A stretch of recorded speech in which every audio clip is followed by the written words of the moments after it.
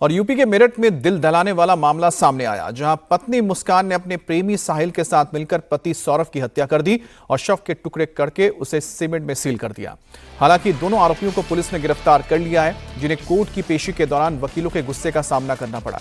बताया जा रहा है कि वारदात को अंजाम देने के बाद ये दोनों पिछले 5 महीनों से प्लानिंग कर रहे थे और मर्डर करने के बाद ये शिमला घूमने भी चले गए। पूरे मामले में तंत्र मंत्र का एंगल भी सामने आया है, जिसकी जांच में पुलिस जुटी है। वहीं पर आरोपी मुस्कान के परिवार का कहना है कि उनकी बेटी इस समाज के लिए खतरा है और ऐसे लोगों को जीने का कोई हक नहीं है। मुस्कान और साहिल 14 दिन की न्यायिक हिरासत में हैं, जिनसे पुलिस अब लगातार पूछताछ कर रही है।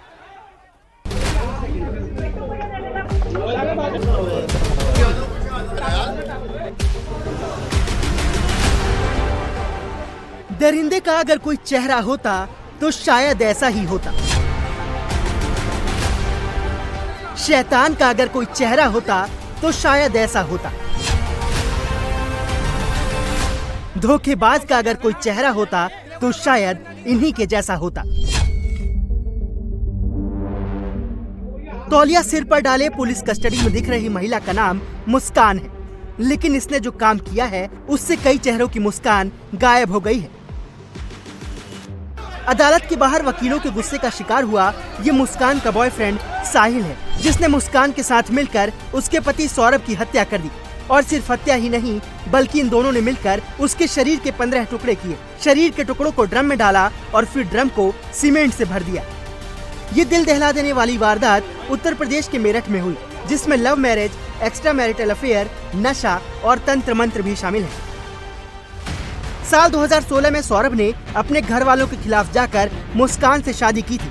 सौरभ लंदन में मर्चेंट नेवी का काम करता था और इस बार जब सौरभ लंदन से वापस आया तो उसकी पत्नी और उसके बॉयफ्रेंड साहिल ने मिलकर उसे मार डाला। पुलिस के मुताबिक 4 मार्च को सौरभ की हत्या अचानक नहीं हुई, बल्कि इस मर्डर की साजिश पिछले साल नवंबर से शुरू हो गई थी। मुस्कान ने 22 फरवरी को 2 धारदार चाकू खरीदे। एंजाइटी का बहाना बनाकर वो डॉक्टर के पास गई और डॉक्टर से उसने घबराहट की दवा लिखवा ली। इसके बाद मुस्कान ने डॉक्टर के फर्जी साइन का इस्तेमाल कर नींद की दवा खरीदी और फिर सौरभ को नींद की दवा खिलाकर उसकी हत्या कर दी।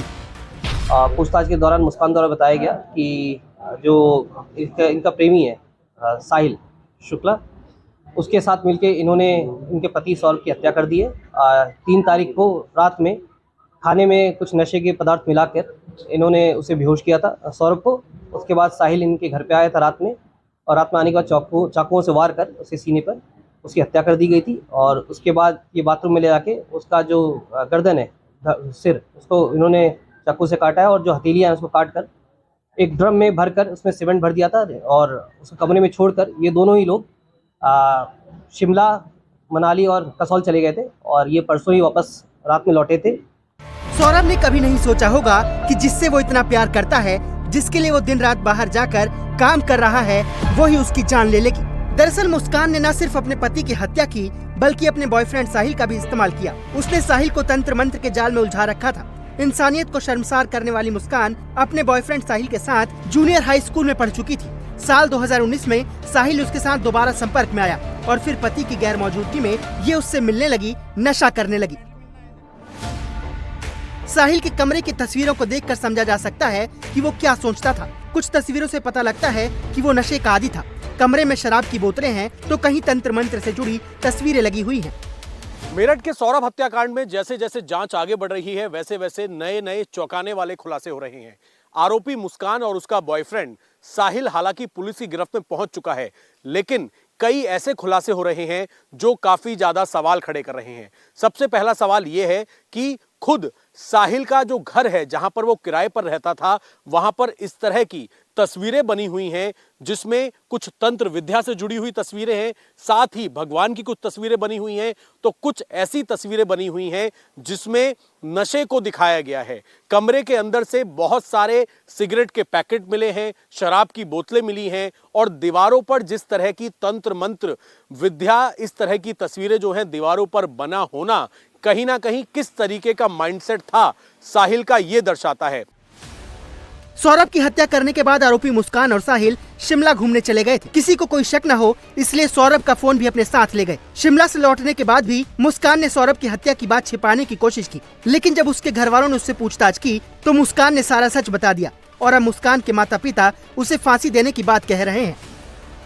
मेरी बेटी ने मेरे दामाद को अपने एक दोस्त के साथ मिलके अपने ही रूम में मर्डर कर दिया उसको। जी, तो आपको क्या लगता है क्या होना चाहिए आगे? आगे ये होना चाहिए जी, वो इस समाज के लायक नहीं है, वो खतरनाक है दूसरों के लिए भी। और मैं दूसरे बच्चों को ये सबक देना चाहता हूँ कि इस तरह का कदम नहीं उठाना चाहिए, उसे सजाए मौत होनी चाहिए और हो सके तो लाइव होनी चाहिए। हस्बैंड से एग्रीड हूँ और पूरे इस बात से कहती हूँ कि सौरभ जो गया है, मैं केवल ये दिखावे के लिए नहीं बोल रही, हम दिल से बोल रहे हैं। वो बच्चा बहुत अच्छा था। मेरा बेटा डिप्रेशन में है रात से। उस बच्चे के लिए, सौरभ के लिए, उस शोभी के लिए नहीं। भगवान सच में उसके साथ बहुत बुरा करे, बहुत बुरा। मुझे पता है उसने बहुत गलत काम करे और भगवान उसके साथ भी उससे दुगना गलत करे। और जस्टिस चाहती हूँ उसे फांसी मिले। मुस्कान सौरभ के घर वालों से सौरभ बनकर बात करती थी और जब परिवार को उसकी हत्या की जानकारी मिली तो वो हैरान रह गए। पीड़ित परिवार की मांग है कि आरोपियों को मौत की सजा मिलनी चाहिए। हमारे सौरभ लड़का था मेरा, उसके बाद उसने के पता नहीं क्या हुआ क्या नहीं हुआ, वहाँ पर 4 तारीख को उसका मर्डर कर दिया उन लोगों ने। और वो चली गई अपने घूमने, अंदर कमरे में बंद करके उसको चली गई घूमने। और बाद में वहाँ पर जो गली मोहल्ले के लोग थे उन्होंने बताया कि ये तो घूमने चली गई थी। बाद में मकान मालिक ने उसको खाली करने के लिए कह रखा था कि भाई यहाँ से कमरा खाली कर दो। लड़की का पहले से ही अफेयर था, वो अपने घर से पहले ही एक बार भाग चुकी थी और 5 दिन से गायब थी, जो कि मेरा छोटा भाई मेरे घर पे था, पेपर देने के लिए आया हुआ था।